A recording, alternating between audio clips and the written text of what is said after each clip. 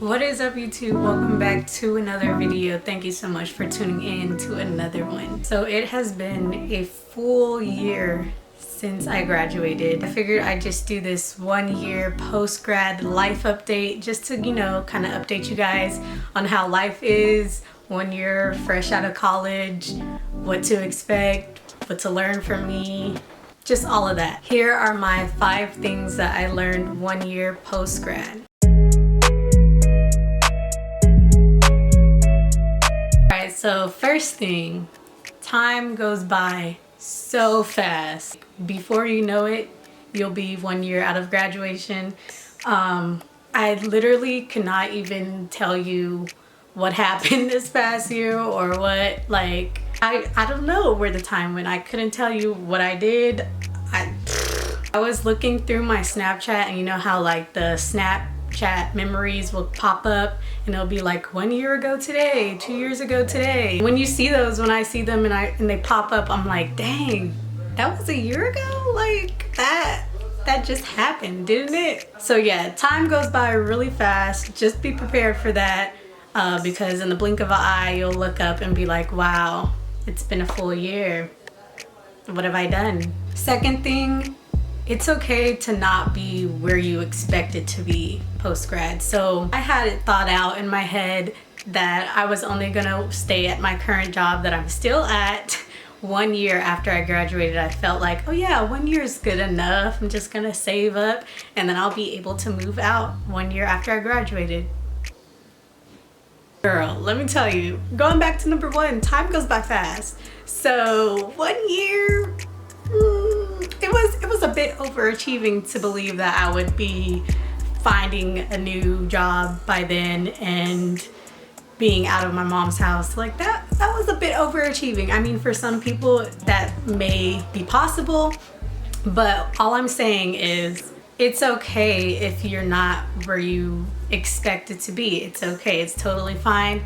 Things happen, different circumstances arise, and you just have to be prepared that you may not be where you expect it to be or where you thought out or where you planned out to be. Give yourself grace, give yourself that patience. Just get yourself together. This is a huge transformative, I don't know, grammar. Does she even English? It's just such a transitional period. And so you need to learn to be patient with yourself because a lot's gonna happen within that time, and plans change. So it's okay, just know that you're okay, you're fine. You may not have gotten that dream job of yours, you may not have been able to make that first big purchase on a home or whatever. It's okay, you'll get there. The next one, unhealthy habits are very easy to sneak in. I would highly suggest that you establish some sort of routine, whether you are working from home, whether you have a 9 to 5 or your shift changes throughout the week. Just make sure you establish some type of regularity. I know that I thrive off of having a routine, a schedule, and it helps a lot that my job is a Monday through Friday type of thing, so I can kind of establish that work schedule. The things that are just the non-negotiables that I like to do is my morning walks, my workouts, and then editing or recording all that before I go into work, because I do work at a later time, and so that's gonna be my morning, and then the next half of my day is working, then I come home, repeat. So it's just having that regularity, having that schedule that really will help you to not fold into those unhealthy habits. It's really easy to want to do that after you don't have school, you don't have any real thing, telling you what to do and giving you that schedule that you might have been used to. So yeah, you're just gonna have to find what works for you. Now this next one, I'm gonna just keep it straight up with you.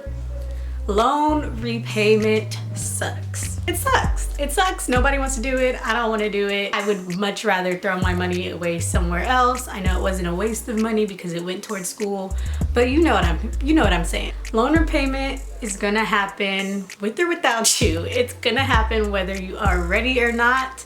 It's coming. Loans, like the subsidized loans, give you that 6-month deferment. I know the deferment period changes, give or take a little bit, a few months.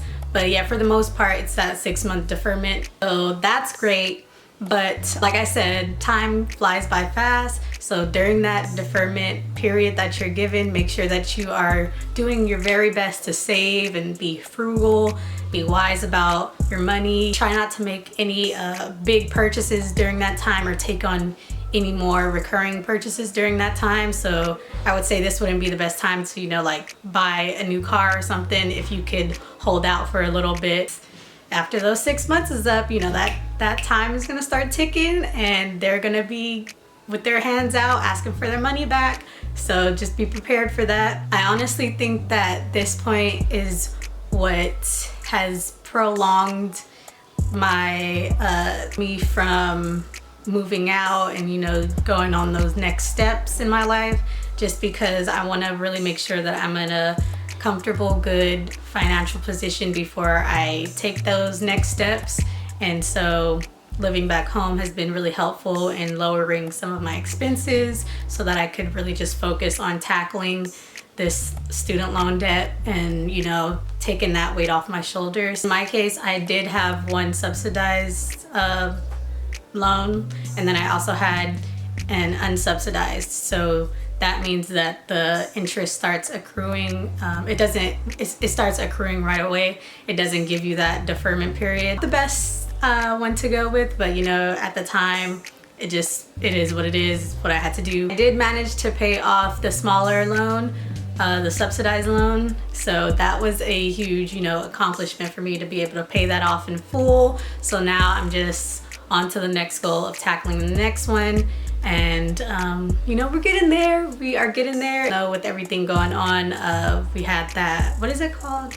They're giving us like the break to where we don't have to, our loan and our interest kind of freezes right now while COVID is happening, and then we don't have to keep making payments until afterwards or whatever. That has been great because I've been trying to save up for that. But anyways, that could be a whole other video in itself if you guys want to hear more about my student loans and my debt journey and the steps that I'm taking, the things that I learned, the mistakes that I've made.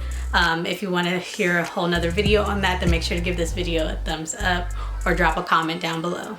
And lastly, school might have stopped, but the learning don't stop. Grind don't stop. Nowadays, my learning is more geared towards like adulting type of stuff. I've been trying to educate myself on, gaining financial literacy, stuff that they just don't teach you in school that you're just expected to know once you become a tax-paying adult and stuff. Like, where was all this information prior? Like, where? So I've been trying to really just like educate myself on that, just little miscellaneous things, as well as educating myself and trying to better my craft, my creative process, with photography and videography. Honestly, this is what I find the most exciting about post-grad, like being done with school and everything, because like I said in one of my other videos, you're able to just make your own curriculum and you're able to learn about things that are really relevant to you, that are actually going to help you rather than what the university is making you learn about. I just find that so liberating. I find that that's just the coolest thing ever. You're always going to be a student to life. Learning just isn't something that's not going to stop when school stops. And you don't have to jump right into this. Like, I'm not telling you to go pick up a couple online courses right after you graduated. Like, that's not what I'm saying. Maybe once you've taken your break and you've taken that mental space off, just try to like indulge into little hobbies, little classes, things that you always wanted to do. This is the time to, start indulging in those things. Maybe taking a Skillshare course or going to a yoga class, a dance class, in calligraphy, like doing things like that you wouldn't have done prior. Maybe trying to brush up on a new language. So yeah, just those things are some of the things that you could be doing during this time, and it's really cool. Before the virus, of course, I was doing my yoga classes, I was going to dance regularly. doing my Spanish, but I kind of fell off, not gonna lie. Those are just things that I really just looked forward to every week and just helped me out immensely. So I highly suggest that you guys, you know, dip your toes into some things, some little hobbies after you graduate. All right, y'all, so that's it for my 1 year post-grad life update. The things that I've learned, the 5 things that I've learned from being out of school for a year. Crazy that it's been a year, honestly. I can't get over it. Overall, it's been a good time.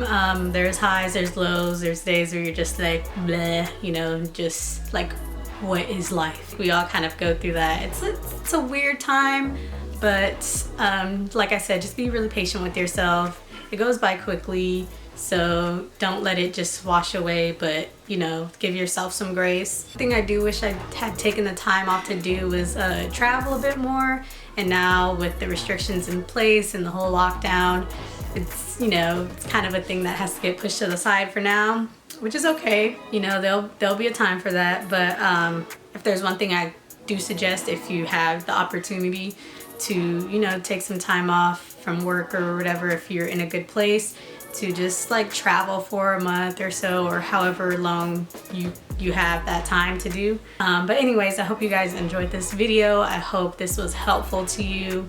And for all of my recent grads, I'm sending you the most positive vibes. I'm sending you a virtual hug.